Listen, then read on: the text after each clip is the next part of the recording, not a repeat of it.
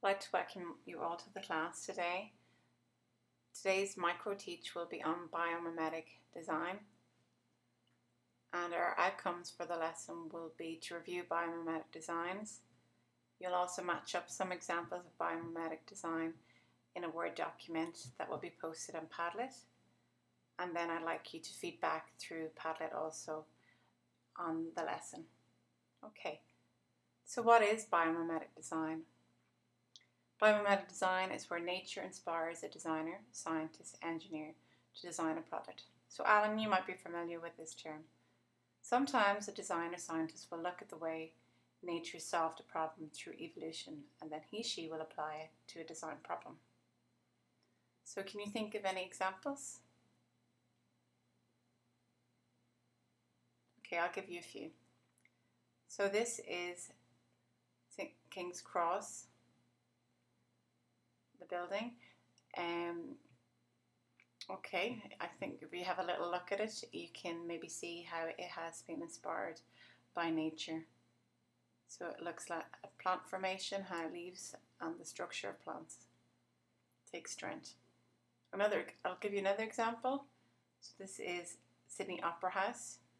You're probably all familiar with this. And this has also been inspired by nature.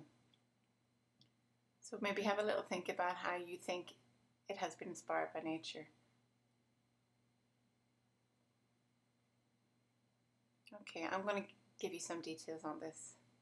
So Jorn Utzon was a relatively unknown Danish architect in the 1950s until he won the competition to design the National Opera House in Sydney in Australia in 1956.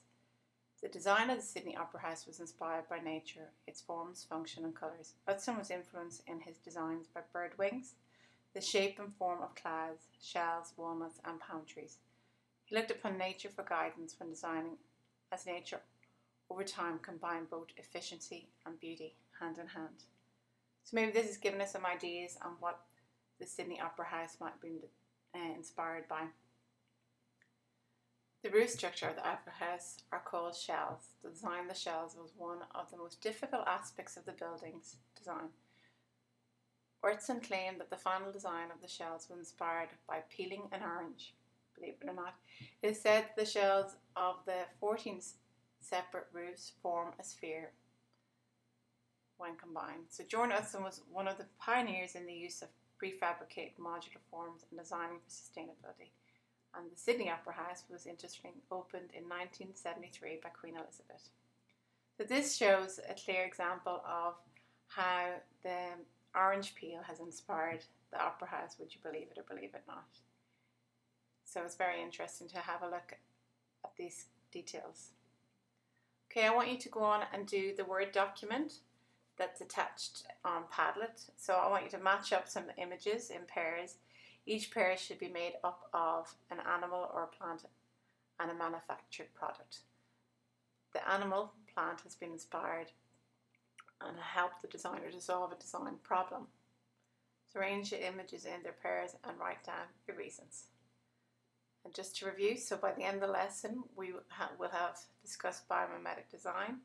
You will also match up biomimetic design examples and you will reflect on this. So thank you. Hope you enjoyed the lesson.